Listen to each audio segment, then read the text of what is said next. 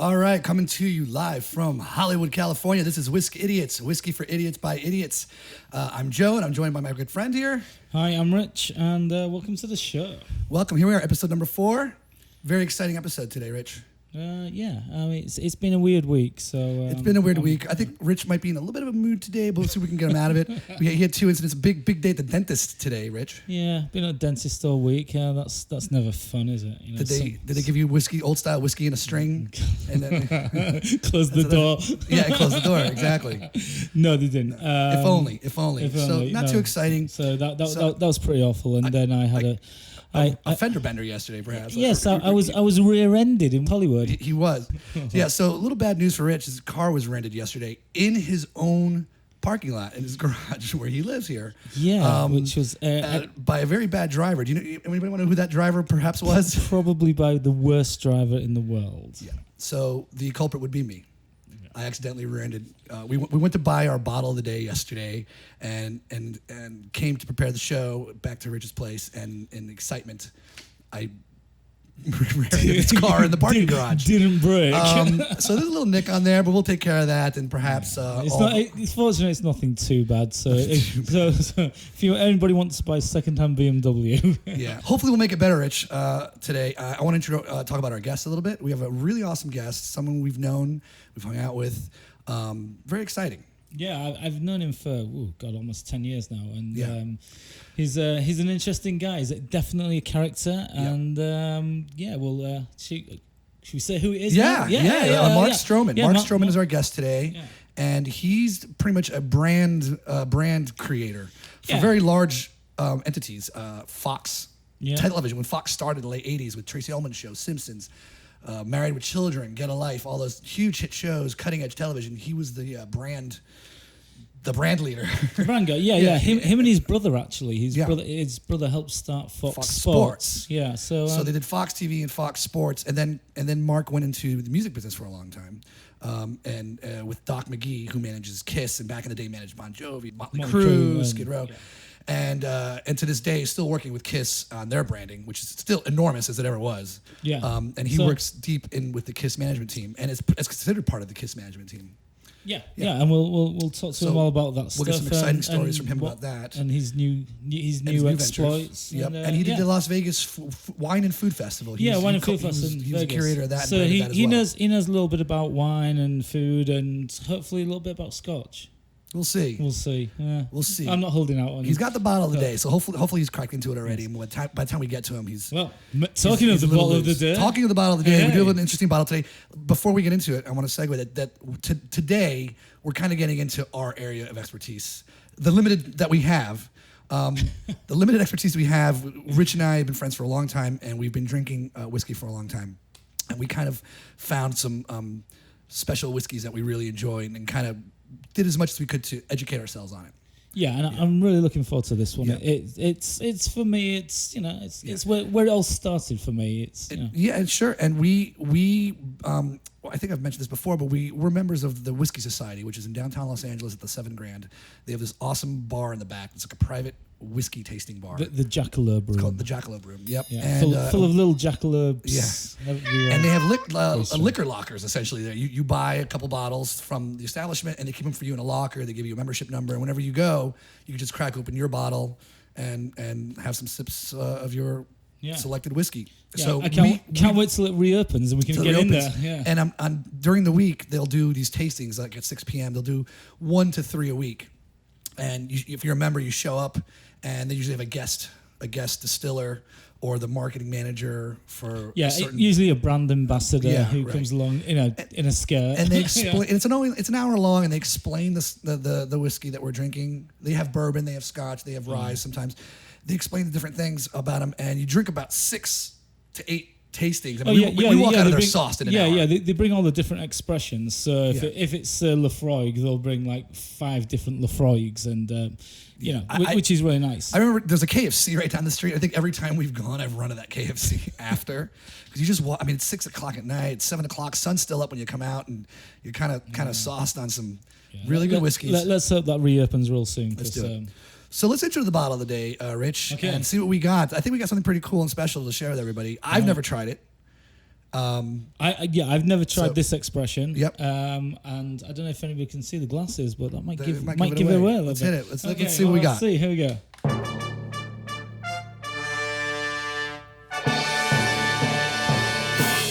All right, The pulls the wrong way around. we got the backside of it. That's lovely, Rich. Great, you did that. We're gonna turn it around now. We'll hit the music again. Why not?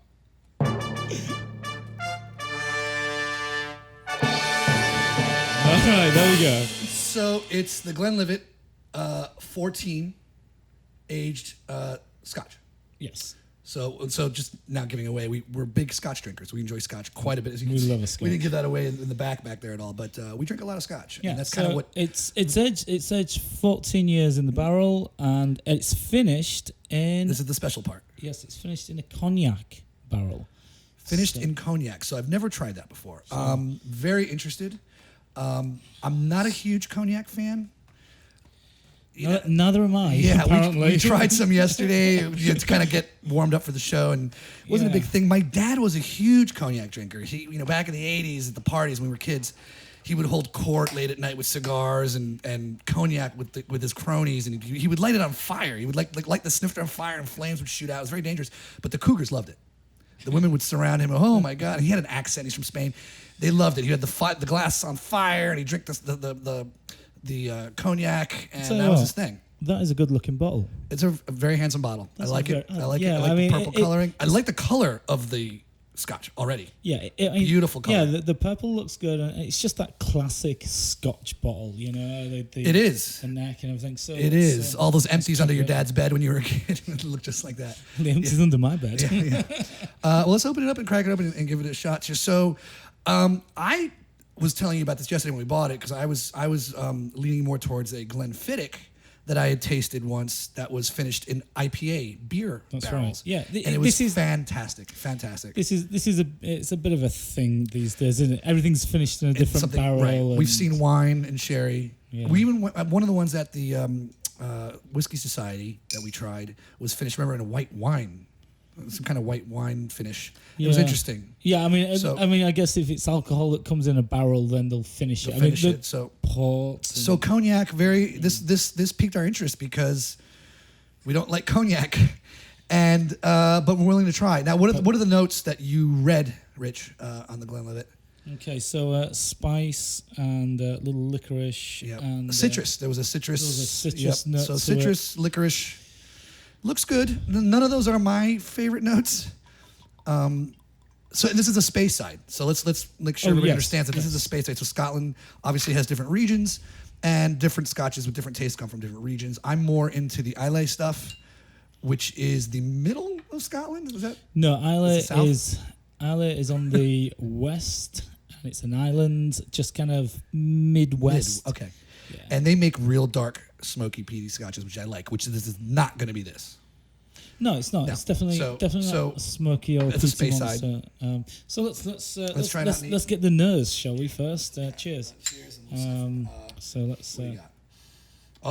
Smells really good. Raisins right away. Yeah, I smell the licorice right away as well. Yeah, dark. So I'm getting a dark candy. You know what I'm saying? Like a raisin, prune.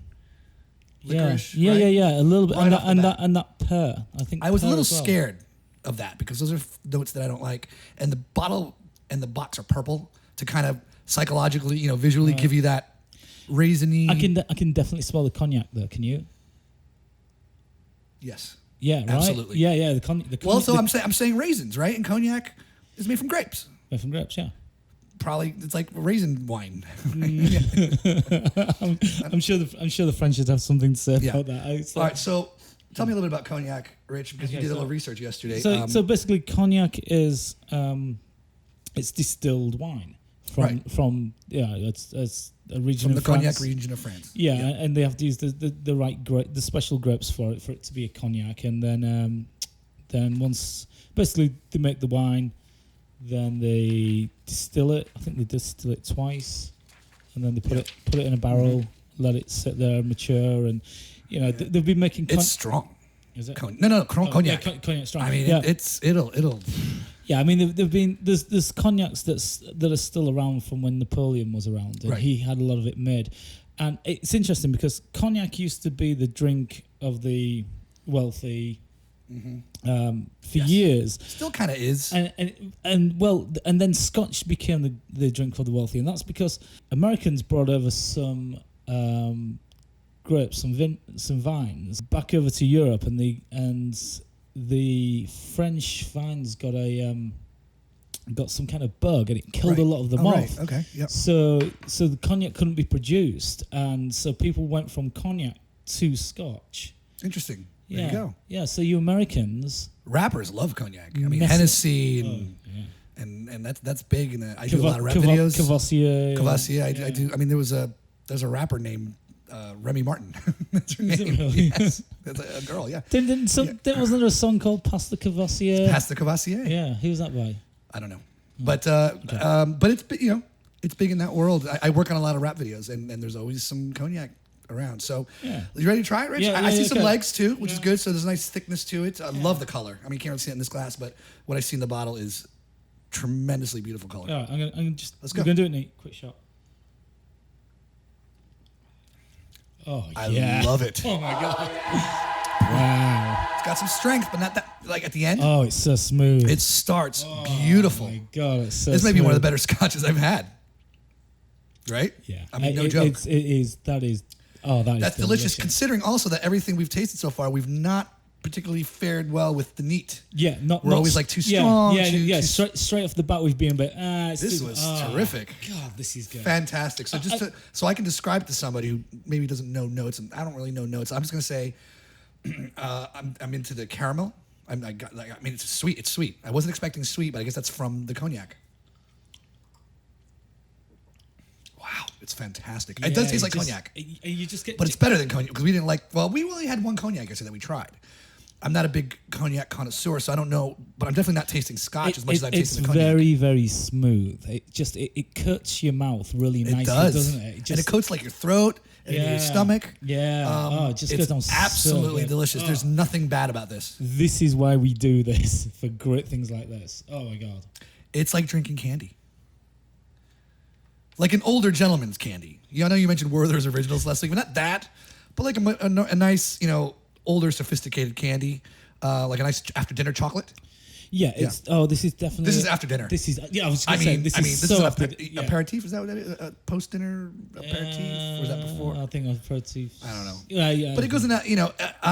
This is fantastic. After dinner, like with dessert. Dessert. This is with a chocolate cake or ice cream. With a cigar. I mean, with a cigar. This is. I'm feeling the food right away. The food. Like I said, ice cream, chocolate cake, apple pie. Yeah. Right. Yeah. It tastes like apple pie. Almost. That's. Right? There's that. Yeah, I do. I definitely get a dessert flavor to that as well. Yeah. Maybe another. Holy smoke! It's delicious. Well, I'm gonna try mine with ice now. I think. I'm really liking it neat. Yeah. All right. Well, let's try it with ice. While you make that, I want to talk about the Glenlivet. A little bit. They're give from. Give us a little history on. Little Glenlivet. history. So the Glenlivet was started in 1822 by George Smith. He was a distiller in Scotland who was doing it illegally, and a lot of people were doing it illegally at this time in Scotland. Now, when you say illegally, it means don't know. They weren't paying taxes. Right. So you were allowed to distill if you were paying taxes, but he was doing it completely. He was off the record, and he actually picked a spot that was well hidden, and he could distill there. His whiskey was so good that when King George IV came to Scotland, he seeked him out because he had heard about this guy's reputation of making great Scotch. Mr. Smith, King George IV came, found him, tried it, and said, "This is amazing." Several years go by, right?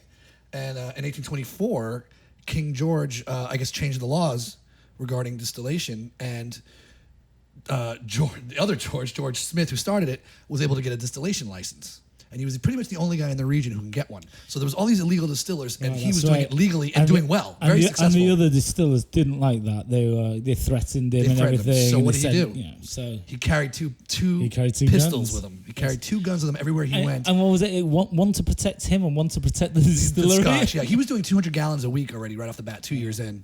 And very successful, and the other distillers hated him, so he walked around with his 2 pistols. Pretty badass guy. This company is very crafty, because then, once he started getting very successful with the name Glenlivet, that's where they were, by the way. They were in by the Levitt River. Right. Levitt? Is it Levitt or Levitt? It's Levitt. Right? Levitt. They were by the Levitt. They were by the Levitt River. Levitt, as this Englishman and would say. And the Levitt Valley. Yes. So that's why it's called Glenlivet. And the Glen, I guess, is a piece of land or whatever. A glen. A glen is a valley. It's a valley. So it's the Valley of Levitt. I heard. So he was calling his juice Glenlivet, and so was everybody else, because they were gonna pick up off of his steam. They were gonna also bottle it and call it Glenlivet, even though it wasn't as good quality, and put it out there in hopes that people would be confused and buy the wrong thing. So what did he do? He added the to the beginning of the name. That's where the Glenlivet comes from. That's the proper name of the Scotch. He added the and trademarked it, so that only he can have the Glenlivet and nobody else could, and that way people knew they were getting the correct Scotch. There you go. And just like apparently every distillery around the world, it burnt down at one point. Wait, I've noticed that in all the bios that we've read. It's a thing with distilleries. Like, it's their fire hazard, right? Yeah, I guess the only one that didn't was the one that we did last week, because it's too Taiwan. new. It's new, and they probably have Catalan. fire extinguishers and sprinklers and things. But yeah. And another distillery that's burnt it's down. good on ice too. Is it? Yeah, it's really good. This is a go out and get it. If you haven't tried it and you want to get into Scotch, there's a lot of Scotches that I don't like. They burn too much. Excellent with the ice. It's almost like Scotch meets bourbon, a little bit. It's got that sweetness. Yeah. I get that. So it's a Speyside. It's a Speyside. I haven't tried anything this good in a long time. I have not tried anything this delicious in a long time. I'm hoping we're just going to keep getting better and better from now. Yeah. So very very smooth Speyside Scotch. Yeah. Now, something you mentioned to me yesterday when we were buying it, and I did a little research, and it's absolutely true, is that it's more popular in America than it is in the UK. Yeah, not big in the UK, and I, there's so many different Scotches in the UK, and I guess that when it comes to marketing and everything, they've got that competition, so they just they've got a great market here in America, so. Something's burning. What the hell's burning?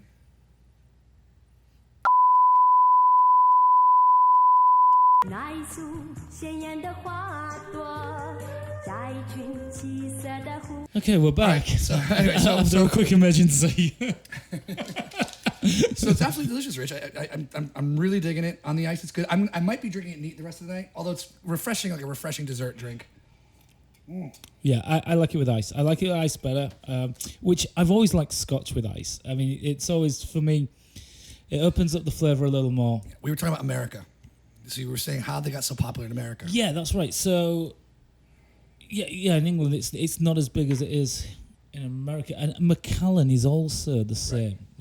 Now, here's something I read. This is a very crafty group at this company, with the guns and adding the.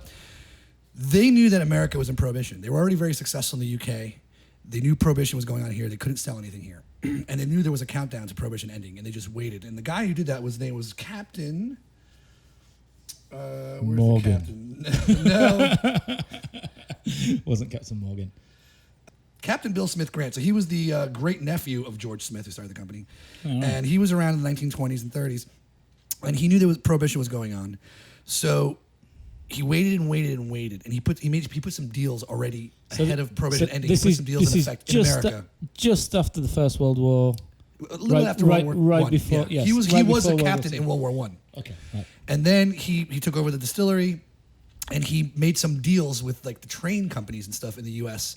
before Prohibition, so that when Prohibition ended, boom, he had this whiskey on every train in America, and he invented the little bottles, the mini airplane bottles. Yeah, he deserved. There's a lot of people bringing down statues at the moment around the country. He deserves a statue. He deserves a statue. The guy with the little... they should make it out of little balls. Yeah, a little statue. Yeah. A little statue. You just you can put it right here. So he was the one who started getting the small bottles of Glenlivet on the trains when people traveled, and Glenlivet blew up in the States, and it never stopped. Yeah. Very popular here. I mean, it's in every bar. When I ask, before I knew anything about Scotch or whiskeys, and I'd ask for a Scotch at a bar, they always like, well, we got Glenlivet or Macallan. Yeah. Yeah. Always. Yeah. Every restaurant, every bar in America. When I came to America, I was always blown away by they always had Glenlivet and Macallan. I was like, you don't really see that in England that much. It's the usual, the Lafroigs and the Lagavulins and the Islay Scotches, but So it's a good starter. I mean, if you're just getting into Scotch and stuff, this is a great starter. And any of the expressions, really. I mean, they have regular, Glenlivets that are 12-year and 18-year and that kind of thing. This is a 14, and it's finished. And it's probably a limited edition. I imagine this is not going to be something they do all the time. The time. I will say the Cognac Cask is aces on my end. Yeah, you can test the grape as well, I think. A little bit of grape. Oh, yeah. That's what I was saying. I got Raisin off the bat. Hey, hit me with another, Mark. I almost called you Mark Stroman. Hit me with another, Rich. You want a little ice? All right. So good. All right. Well, should we? Yeah. So Mark should be enjoying his. He's not a big Scotch guy. He pre-warned us, but he's got his bottle and he's going to try it. I think all our guests have been good sports about that. Some love Scotch, some don't. I think he's really going to enjoy it. I think he's got the same inhibitions and fears that I have with Scotch sometimes, where I'm like, oh, it's going to be too much burn. This has none of that. Yeah, just like absolutely. Really Nice. Yeah, and it's funny because we started the whole show with one of the cheapest ones out there. We just didn't have any burn, so that's right. So you dish out a lot of money for something that you end up not liking because it's got too much burn or whatever. Price point on this, $50 a bottle? Isn't that right? Which is good for a Scotch, because Scotches get up there into the hundreds. It was on sale, wasn't it? It was on sale. I think it was $50. I think it was 65, and we got it for 55. 50. Yeah, 55. So good price. Good price for excellent. A really good Scotch. Yeah. So if you're just starting out, you want to try something new and adventurous, this is the one for you. Glenlivet 14, finished in. Now I want to try. Remember that it was right next to a very peachy looking box. Yeah, that's finished in rum. The rum cask. Yeah, there was rum cask, and there was a bunch of others. So I think we, as this series goes on, we will, we'll do some more Glenlivets because I'm happy with it. Absolutely. So let's check in with Mark. I want to bring him in, see what he has to say. Remember, brand guy for big companies, music artists, TV stations, food festivals. I mean, the guy does it all, and I'm really excited to talk to him. Let's see if he's there. So, Mark, are you there? Are you on the line? How are you guys? It's nice to be here. It's nice to be invited. Very exciting about Whiskidiots, I think. Yeah, we're kind of excited about it. We're excited about Mark. Have you cracked open your bottle? I see it there. You mean this? Yeah, that's what we're talking about. So nice. Cheers to you. Have you tried it yet? Have you taken a sip? I called an expert, and they said, "Who is it?" I said, "It's Whiskidiots. Well, you should drink it neat." I said, "Okay." I like it with ice. I like it neat. I like it neat. Yes, it neat. But it's like sweet, right? It's got like a sweet Here we go. Cheers. Yeah.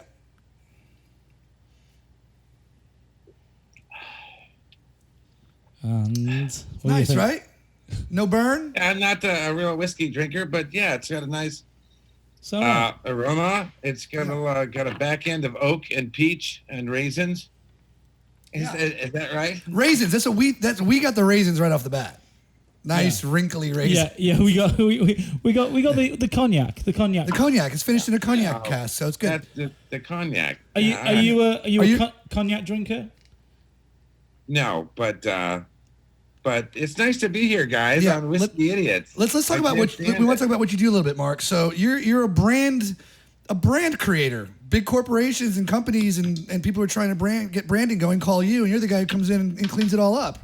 I'm a very blessed, advertising, marketing, promotion centric. But yeah, I work with major brands and do big things. Yeah. So give us a little history here. Where we already mentioned earlier you worked with Fox. Give us a little brief history of how you got there and what got you in all this. It's a very long and boring story, but net worked in TV and radio up in San Francisco Bay Area, and then got recruited to go down to LA to start a new company called the Fox Network. So I got interviewed on a Friday on the Fox slot and got hired and started Monday. So I was told to go home, get in my car and drive down. And I started on that Monday and was there for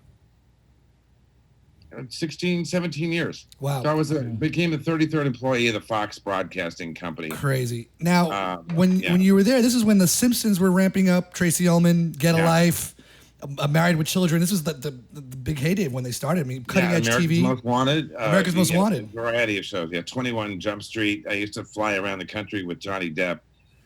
We'd go to shopping malls. I remember seeing those commercials. So we would get there, and there'd be 6,000 screaming girls at this Paramus shopping mall. I remember seeing Johnny Depp a couple of years ago, just 2018 at the Grammys.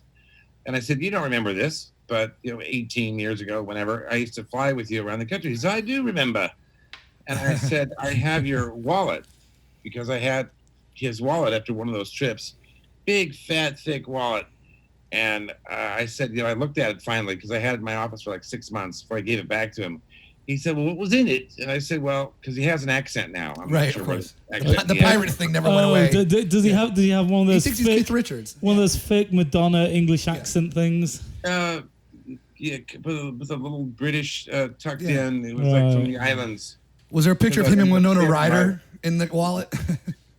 Well, he said, "So what was in my wallet?" And I said, "There were little teeny scraps of paper, and it said Jillian 917-346." It was all scraps of paper and that's all filled with girls' phone numbers. Of course. And the only thing he said was, he said, "Do you still have it?" Yeah. That's crazy. So some time at Fox, and you have a brother too. Your twin brother. There's two of you. There are. And your brother went over to Fox Sports, right? And kind of started that whole thing. Yeah, exactly. I was doing all Fox primetime. It was like 7 years in, and we got sports. David Hill, Australia. We landed the NFL contract. Crazy. And we needed somebody to do what I do with advertisers and and brands and Southern Wine and Spirits distributors trying to get their product endorsed and in TV shows. So Eric came on. Yeah, my twin brother. So we worked together for 7-8 years at Fox. Did you answer to Rupert Murdoch directly? Like direct to him? Yeah. Wow. Well, the Simpsons was my original idea. So, but I give that to Rupert. Wow. Well, I ultimately did report to Rupert the last 3 years because I started News Corp 1, which most people are not aware of, but it's basically Fox's and Rupert Murdoch's marketing promo company Rupert has like 45 companies. Yeah, right. So people don't know that Fox Broadcasting is 71 of them. Speaking of the Simpsons, we have a very special glass here. We have that little. That is the Mark Stroman Simpsons character glass. I mean, that's you. So Matt Groening made a sketch of you. It looks like for an event or something, but that's you in your suits. I've seen you in your suits. Seersucker suits. You got your own Simpsons character. The problem is I have yet to be in an episode, but I'm still working on that after their 33rd. But that's right. Who would do your voice? Who would be your voice actor? I'm sorry. Who would be your voice if they brought him on there? My voice. Who would do your voice? Are you serious? Good. Probably Matt Damon. Matt Damon, perfect. Yes. No, but it's great. Hey, you got your own character. Your character's definitely better looking than you are in real life. That was my going away present from Fox. That's amazing. Yeah, that's awesome. That's awesome. That's actually my wine label. Yeah. Yeah, that's right. Yeah. I think when Stroman Chardonnay. When you gave me that candle, I think you gave me a bottle of wine as well. Did you still have the wine? Yeah, well, that was the wine label that you were looking at. Yeah. I think. Did you give me a bottle? Did you make the wine? Yeah. There you go. Okay. Actually, it's a Fox story. One of the exec producers and co-creators of America's Most Wanted, Lance Heflin, now owns a winery in Virginia and was visiting there once, actually, with the rock band Kiss. Our bus stopped there with Doc McGee, and we ordered some Kiss wine. All right. Which we had made. That's You bring in a bottle of your favorite wine and say, "This is what I want." and then they source the grapes, and it's all technology now. Yeah, sure. Oh, right. So you said this is what I like, and they make a version of it. And then you slap your label on it. Oh, that's brilliant. Ah. We got, oh, wow. You got some of those still left? They're like collector items. I do. Ooh. Ah. Maybe we have to do an episode on that. I'm not sure how the wine is after all these years. Yeah. It was like 10 years ago. But. So then you're at Fox. Let's tie into Kiss, because you brought up Kiss already. So you work with Doc McGee and Kiss. Doc McGee is Kiss's manager. Amongst many bands Doc has managed over the years. But Kiss is a big one. And branding, you do branding. I mean, they kind of got a good head start on the branding thing, I'd say, and merchandising. Yeah. So they bring you in. Did you just amp it up? I mean, they went from Kiss. Where did you go after they did the Kiss coffin and the toilet paper? Where does one go from there? Well, truly, and it was I got hired. Well, I did a couple shows at Fox. I produced a couple TV shows with Kiss back in the day, live from the Hard Rock Hotel, and a bunch of fun stuff that we did. Right. The great story there, just quickly, is Hard Rock Hotel live launch of Psycho Circus album, and it was the first time Kiss was seen back in makeup. So the plan was to do a live interactive television event with Kiss, and we were live at the Hard Rock Hotel in Vegas, and didn't tell anyone. The local radio station leaked that we were there because the helicopter landed at 5 in the afternoon, so we could go live at 8 o'clock to the East Coast on Fox Sunday night. And about 5,000 people came running across the street, came running from everywhere and out of nowhere. Wow. In the parking lot, the helicopter landed, and people all crammed up against the helicopter. And I'm standing there with the general manager of the hotel, who's now a bigger wig in Vegas with Caesars Corp. But people came within like 3 to 5 feet of the rotor blade on the back of the helicopter. Very dangerous. We thought it was going to be a bloody massacre. Oh my God! Did it blow Gene's wig right off? But the GM, Gary Selesner of the hotel, was standing next to me in the parking lot, and he just went, "Ew!" Fell over. Just. Oh wow! That was it from the nerve. He just blacked out. He thought his life was over. Oh my God! Yeah. Wow. Anyway. So share some Kiss stories. You've been with them how long? Because they've been through. Kiss has been through an up and down. Obviously huge in the 70s, then a little lull in the 80s, then big again in the late 80s, then the 90s kind of down again until they brought the makeup back, and they've kind of been on a ride since then. Then Ace and Peter left, and now they're on the farewell tour. Or we were on the farewell tour. Correct. I think that's behind me on the wall back there. Yeah. Yeah. End of the world tour. Which got interrupted by COVID, but they had like 50 dates, I think, in the U.S. left, which they're planning to do whenever the world gets up and running again. My gut is it's going to be no earlier than second quarter. Yep, next year. Yep. But they're planning on tickets. There's a lot of talk in recent weeks that. Will there be the Kiss surgical mask?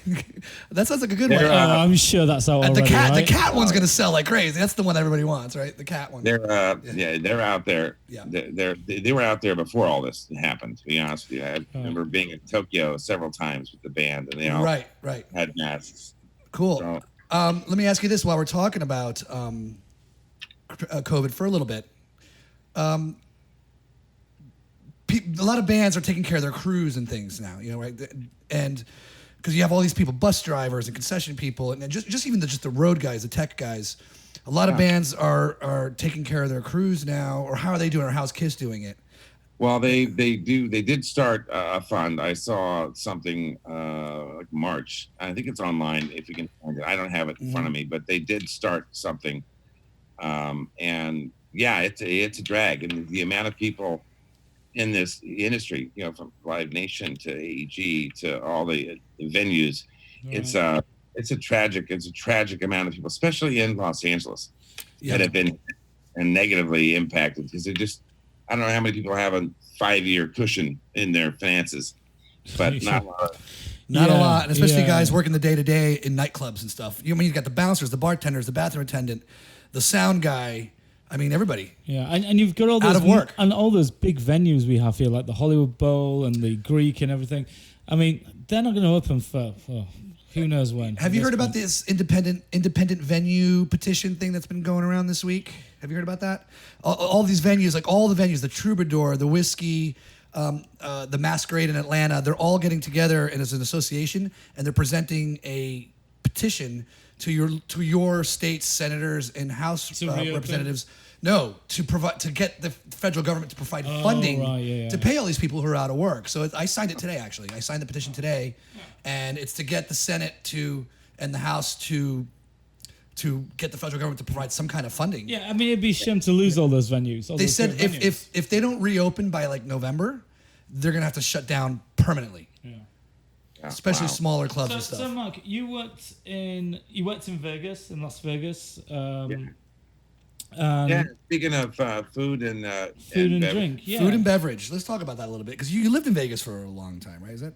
I was up and back, but I still have just a lot of friends up there. I brought the Billboard Music Awards to Las Vegas, which Fox had originally, first television broadcast, and we did a whopping .00001 rating for about 2 years of that show. But it was 29 years ago. I brought the Billboard Awards up there, and everybody I've known or met or worked with up there, most of them are still around. I mean, what I tell people is if I haven't worked with them or slept with them in Las Vegas, they're probably not worth knowing. There you go. In any event, the Las Vegas Uncorked, and it was launched.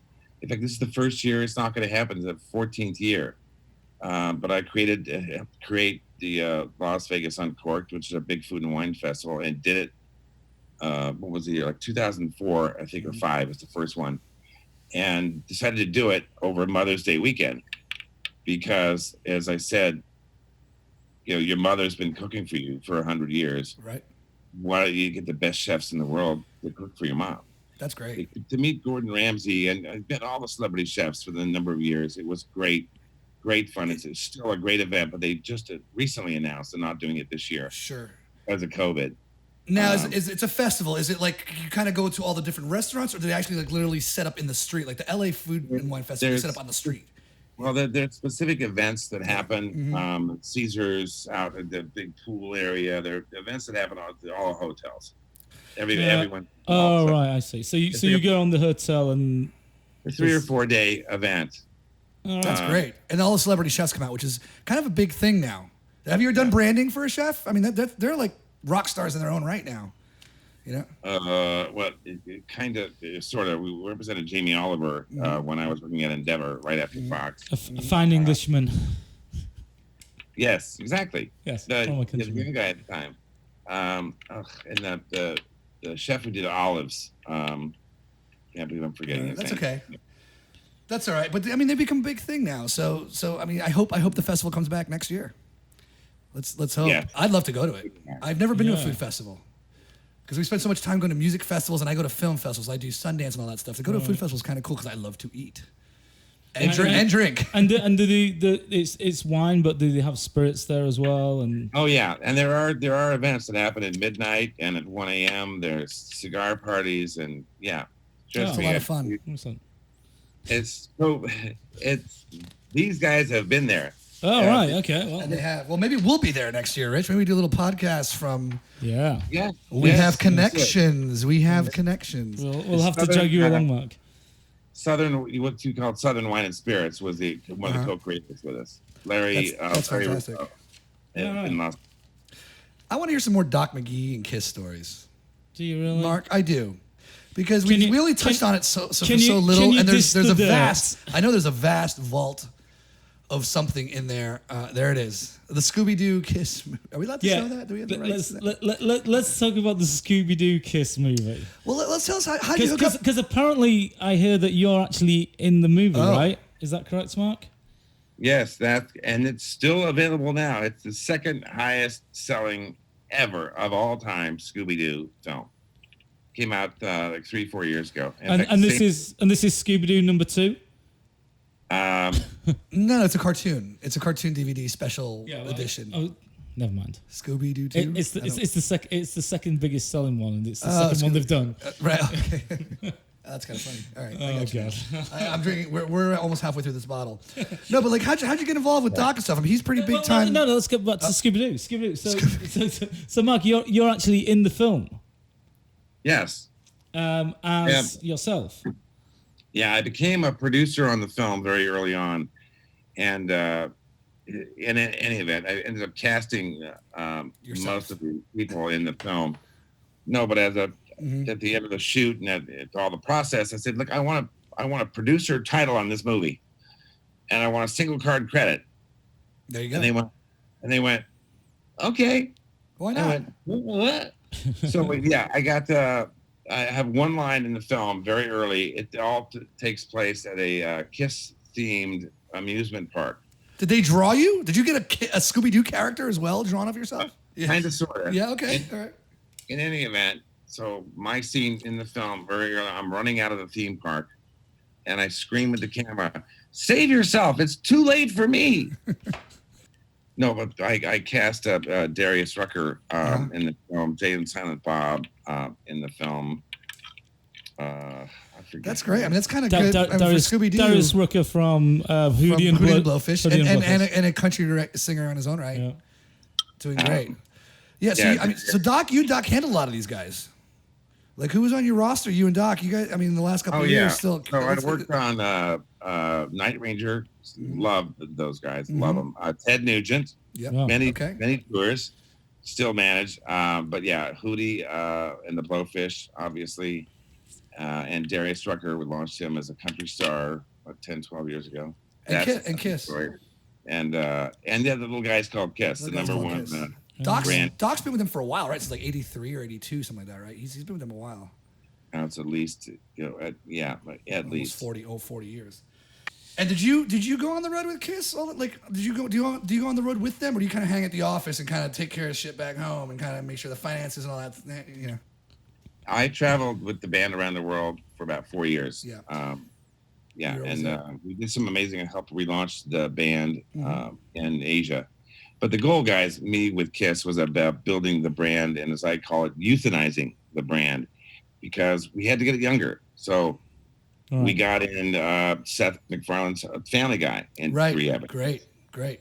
We did the Macy's Day Parade. We did a Scooby-Doo movie. So we had brought the average age down about 20 years. Were you involved with the restaurant at LAX? They have the restaurant at LAX, right? When you go to LAX, there's like this restaurant. Rockin' Brews or something? Yeah, but it doesn't say Kiss. It just says Rockin' Brews, and it's always packed.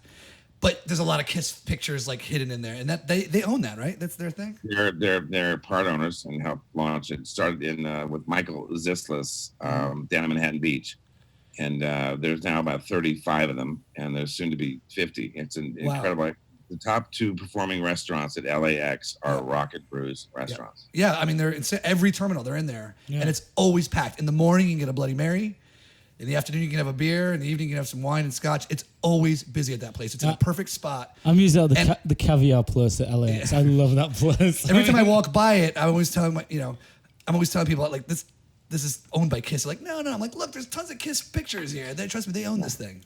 So really cool. What's in the future for you, Mark, right now, except for the bottom of that bottle? Working on a Broadway show. Still working with Doc.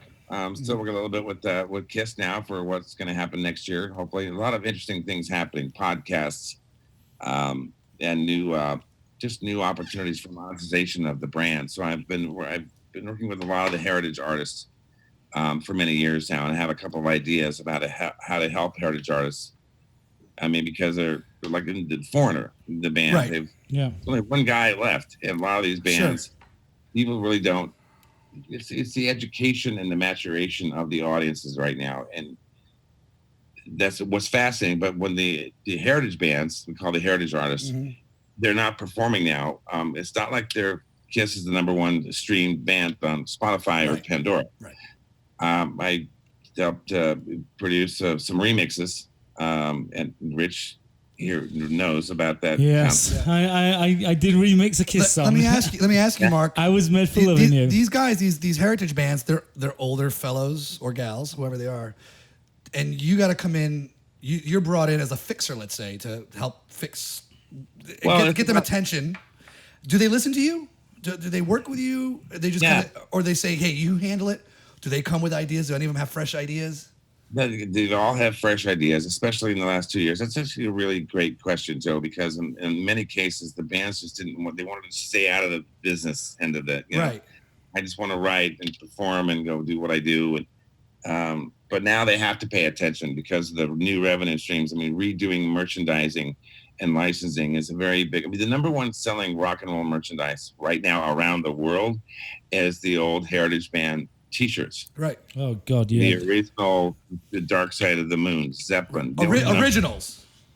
The original. Yeah, I've seen them for like $200-$300. Yeah, if you go to these vintage stores. I wanted a Twisted Sister shirt from '84. I saw it. It was $220 Right. at the thrift store. Yeah, Iron Maiden shirts were going for like $500. Yeah. It was ridiculous. Yeah, but now everyone's reprinting to make them look like the original. Shirt. Right. And so, is there a way to know if you're getting the real deal or not? I mean, I guess it's detectable. That's why, like in Walnut Creek, California, where I grew up, Northern California, the Goodwill store there is the place to be. It's overseas markets where the fun is happening with the legendary bands. But I'll just show you this for a quick second. You know what this is? Oh, is that it a mask? Is that Kiss underwear? No, I'm wearing that. Okay. But no, it's from Japan. We went to Japan, and speaking of new revenue streams, we produced a big Kiss memorabilia museum because they have enough merchandise to fill 10 museums, as a lot of these heritage bands don't realize. Right. We went to Japan and we had Japan produce, tell us what you want to make, and so this came out of some designer, but it's a toilet paper holder. Of course, just what I needed. And it comes out of his mouth like his tongue. So, yeah, as Paul Stanley said, with the shit that comes out of Gene's mouth, it's all it. That You would have a is toilet paper holder. So and does it double as a CD holder as well for all that stuff? Let me ask you this, Mark, because Kiss has been in this game a long time. They've been doing merchandising a long time. How involved are they in this? Like, do they come up with this stuff? The toilet paper and the coffin and the beer chest and all the crazy things they've had over the years. I understand the question, Joe. Yeah. Do they come up with that? Or do you? Yes. No. As Gene Simmons has said for 20 years, we have Kiss condoms and we have Kiss coffins. We get you coming and going. Now, he's not allowed to say that anymore for obviously a lot of political reasons. But can you read the words on the front of these glasses? I can't see them. No. Because I want to rock and roll all night. But anyway, these are Hello Kitty. I see the Hello Kitty part. The Kitty Kiss. I mean, there's literally Kiss. That's right, because everything. you have a Kiss Hello Kitty chair at your apartment, right? Yes, I do. Yeah. So that was a big alliance. I didn't create it, but I helped it truly expand it when we relaunched the brand in Japan. And that's what's so much fun about this brand. I mean, these guys are, as Gene says, we 4 knuckleheads from New York who got together and to play music. And they're very, very self-deprecating. They very much are in love with their audience. I love them all, the quirks and whatever. I'm not a huge fan of the music. I kind of prefer ABBA, but that's for okay. That's you. Yeah. I love these Mr. guys ABBA. are a phenomenon. They are, and they got the first research for Kiss. They got discovered by a 12 to 14-year-old boy who, back in the time in 72 to 74, they were kind of disenfranchised, and these guys were crazy. And that's the love of it now is anywhere in the world, by the way, from Perth, Australia to Scotland, everywhere in the world I've been 3 times now with them. The audience is me, a 50 to 60-year-old guy who discovered the band, and it's their 35-year-old sons, and it's their 10-year-old sons. It's become a rite of passage now over 3 generations. Yeah, that's interesting because Joe and I have been to a lot of Iron Maiden concerts and Kiss shows. and Kiss, and we've also been to a lot of Kiss shows. Thanks to you, Mark. But that's the difference between a band like Iron Maiden and a band like Kiss is Kiss have got that generation like father, son, grandfather, where Iron Maiden, 14-year-old boys since the beginning, since the 1980s to now, all the same. It's never changed. And I was amazed. I was like, the kids are still into that band, and it's just one of those things that certain bands hit certain age groups, you know, whereas Kiss hit a whole generation, you know, which is real testament to let me them. ask you this. Let me ask you this, Mark. At the end of the day, they sell out arenas, huge tours. What's the ratio of money, the receipts at the end of a tour, and the merchandising? I mean, is it a huge difference? I mean, is the merchandising just huge, astronomical? Well, yeah, it's $1 billion a year business. Crazy. Licensing merchandising. Yeah, they are the number one license and merchandise band in the world. On Earth. Can anybody else even do it? Can another band even, you know, you got your Marilyn Mansons and Alice Coopers and even Iron Maidens who do pretty good, strong merch business. Will there ever be anybody who can get to that level just based on what they did and what they look like? Well, I can tell you this: the number one selling rock and roll logo in the world. Why don't you guys give a guess? AC/DC. AC/DC, yeah. Kiss? It's Kiss. No, it's AC/DC. Rich, I give that to you. Yeah. I mean, and it's just that's we had guests on 2 weeks ago who work in the music industry and they manage, you know, a couple bands, Drowning Pool, some rock bands, and then the wife, she is a booking agent, and she does all the legacy bands, you know, Boston, and Soul Asylum, Toto, and tons of bands like that. So, and I was saying how I think I've seen we managed Toto for a couple of years. But Steve Lukather and love all those guys. Steve Lukather, yeah. And I was saying I think I've seen more 80s bands now than you know I ever saw back in the 80s. It's great. I love this resurgence of everything. Huge business. This COVID thing has interrupted everything, which is a real. True, yeah. It's a bummer. Yeah, but I don't know. Let me ask you guys this question about recovery. Okay, so let's say they find hopefully a vaccine, right. But with the masks and everything that we know now, when do you think you're going to go see your first concert? Maybe 1 year. You know what? Well, not by the end of the year. They've started doing live concerts in Britain now. They have outdoors only. Outdoors only. So. I reckon by New Year's Eve, I think we might be. Maybe New Year's might be the new. Yeah. The opening. I thought it was gonna be July 4th, which didn't happen. But then again, it all depends who becomes president, because in November things are all going to change, right? I don't know if that's going to affect concerts so much. Well, it might affect the reopening. Yeah, you know, I think we'll see some outdoor stuff happening. I think Staples Center, we won't be in there till like you said, second quarter 2021. Right. February, March, April. And then I think that if anything, the floodgates will open festival season, summer 2021. Everybody who had to cancel this summer will be playing next summer on top of all the bands who are already booked next summer. So it's going to be a huge influx. Now, ticket prices, are they going to be through the roof, or is everybody going to drop their prices to get, so we can get all these places packed again and breathing? All those conversations are happening now because Kiss, interesting point I found out last week. I was at Doc's house in Tennessee, and of the cancellations, now this is the Ticketmaster Live Nation issue. You worry about how many people, and we had sold out 55 shows in the U.S. for coming up soon, and only 7% canceled. Only 7% of ticket holders for the domestic U.S. concert. Bill told us the same thing. Yeah. They held on to their tickets. Yeah. You would have thought everybody would ask for a refund. I think they're like, let's hang on to them because they might come back. And if they do, we're already guaranteed. Yeah, but because if they give the ticket back and want a refund, it might be triple the costs, maybe. But next time around, you got to think. I mean, a band like Kiss, they're only a little cough away from never playing again. I mean, with the COVIDs, You want to say that, but then the 10 to 15 years I've been with the band and up close and personal, I've been to their houses and etc. The money they're making on this tour is gargantuan. We were on the Kiss cruise 2 years ago. We put the tickets on sale for this tour, and on opening day, it was a Friday, I was having breakfast with Doc, and we get a little note passed to Doc, and what's that old Doc? So, well, this is the amount of tickets we've sold for the tour.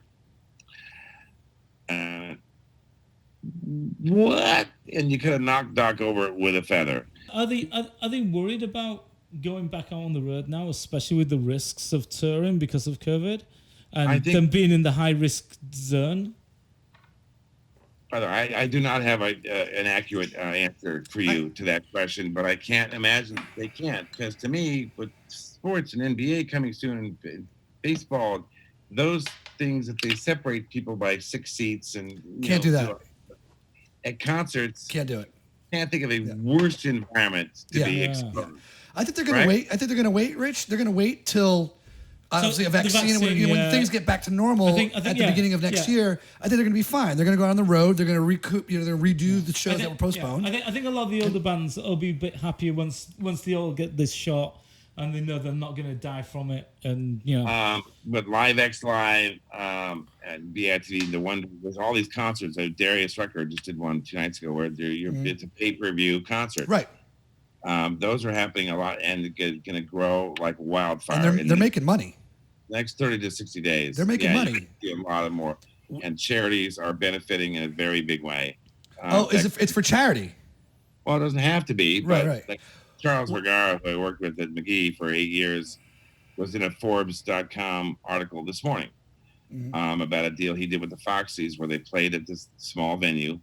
But they had X, Y, and Z number of subscribers, people who paid $10 to view it from their living room. And people are doing that in droves now. So you're not going to be without music. You're just going to be without being able to sit on them. Richard and we had a conversation about this a couple weeks ago, because imagine if the Stones did that, or U2. Yeah. I mean, they did, or we talked about it with Bill too, actually. They do a pay-per-view thing from their living room. The Stones do it. They charge $10 a head. I mean, that could be a $200 million one night event. I mean, even for a couple songs, but I don't know about full concerts, but it's a lot of money.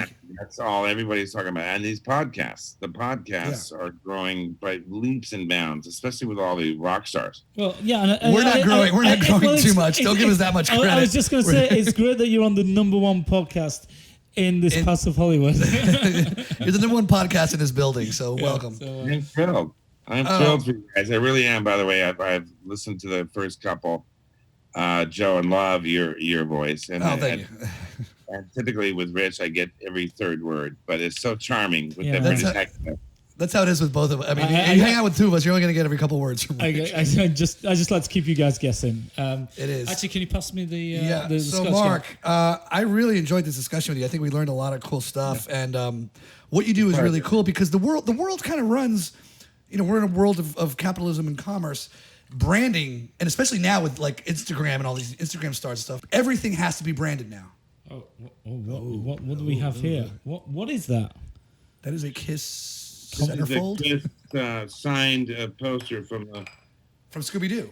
Scooby-Doo. So Mark, can you just tell me what the connection with Kiss and Scooby-Doo is, and why Kiss decided to go with such a new groundbreaking cartoon like Scooby-Doo instead of something modern? Yeah. I mean, it seems a little strange, to be honest. Big in the 70s. We're both big in the 70s. It's global. It's still new episodes running on Cartoon Network and the late night stuff on Cartoon Network, I guess. Right. It's a legendary brand. I mean, when I mentioned to these half a dozen people, Darius Rucker said, "I could be in a Scooby-Doo." Are you kidding? We grew up with it. Yeah, we grew up in the 70s. Scooby-Doo and Kiss, two huge entities in the 70s. Did Kiss do an original Scooby-Doo back in the 70s? Good question. Did they? An original song? No. Were they in it back then? Back then. I don't think so. Yes. Yes. I think they did, right? Because they did the Harlem Globetrotters, and they had Laurel and Hardy in an episode. Yeah. I wonder if they had Kiss in there. A lot of people have done Scooby-Doo, but it's just a classic, effective. Last Scooby-Doo just opened a month ago, and it's a huge success. It's called Scoob. But Scooby-Doo is one of the bucket list things, and it's huge in Europe, and it's huge in Australia. People think it's all just domestic. It's not. Branding is huge. I mean, it's everywhere. If you don't have a good brand, your shot at success is bad. So you're the man with the brains who brings the brand. Here's for your future, guys. All right. Yeah. Thank you. It's now more important than ever. That's right. The words of advice. My mother owned an advertising agency, as did my grandfather. People don't know what they like. They like what they know. That's right. And it's now more important than ever. It sure All right. is. And Very honest, good. be honest. Be honest with yourself and what you like. And if you want to get it out to other people, be honest. Honesty is number one. Yeah. Well, cheers, Mark. Mark, thanks so and much. We'll hope to see you again very soon. We'll hope to see you again soon. Take care. And I'm glad you enjoyed the scotch. Yeah. All right, Rich, that was cool. Very informative. I think Yeah. branding is really important. I mean, with Instagram and YouTube influencers, I mean, that's what it's all about now. And this guy created it. I mean, Mark started this thing back with Fox, and he's a brand creator. And there's nothing ever more important now than branding yourself if you want to make a dime.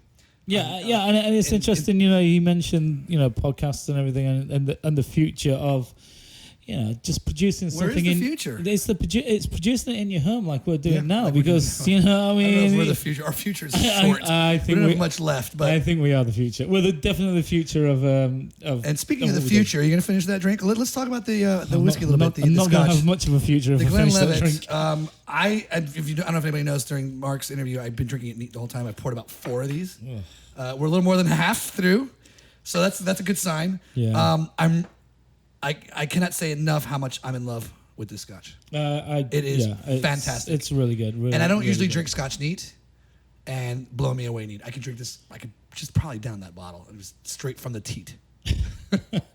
Yeah, it's just so well finished. It's a very Terrific. round, it's full bodied. It's well finished. There's nothing I could criticize about this. It's just delicious. It is. So if you again, and we mentioned this before, but if you're interested in trying something new, if you're new to scotch or whatever, this is a good starter. It's got a nice desserty taste. I do think we've said that about everyone we've done so far. No, this is a good starter one. I say if you want to get into scotch, Really? even before Johnny Walker and blends and things like that, get into this. for scotch, I think yeah. and it's a single malt, by the way. We didn't even mention that yet. Oh, This yeah, is a single exactly. malt, and we love single malt. That's kind of our area. We like the blends, we like the Johnny Walker, but single malt is where that's kind of our standard for scotch, and where we go always a single malt. So we'll do another episode very soon and concentrate on the single malt, Yes. which we forgot to do on this one. And I think it'd be nice to maybe compare a few single malts and kind of go through the Isles of Scotland. I mean, I think we're due for a smoky peaty next. My favorite, Ardbeg, Lagavulin, Lefroy. I mean, Port Charlotte. Port Charlotte. I think we're due for that next. But anyway, thank you everybody for listening. Thank you, Rich. I want to thank Mark for being with us. So just to wrap up a couple things, remember you got comment suggestions. You can email us at whiskidiots@gmail.com. You can go to our website, email us from there, or tune into episodes from there at www.whiskidiots.com. YouTubers, please leave comments here. You can go to YouTube and do a search for us. We don't have enough hits yet to kind of have our own name yet, even though it says it in the end credits. But just do a search of Whiskidiots and you'll find all our episodes on YouTube. And please tell your friends about us and your family. And I'd just like to say thanks to our friends and family for listening to us. Absolutely. And don't forget to follow us on our day-to-day activities on Instagram at Whiskidiots and also on Twitter. And we also have a SoundCloud as well. So if you want to listen to this in the car and you don't want to watch it on YouTube, you can go to SoundCloud. It's much better to listen if you want to look at this the whole time. It's a you disaster. Well, anyway, thanks everybody for listening. Remember, we're Whiskey for Idiots by Idiots. We're not professional distillers. We're not professional whiskey makers. But we are professional idiots. We sure are. So see you next time. Drink responsibly, everybody, and don't drink and drive. Thank you. All right, cheers. I got the juice.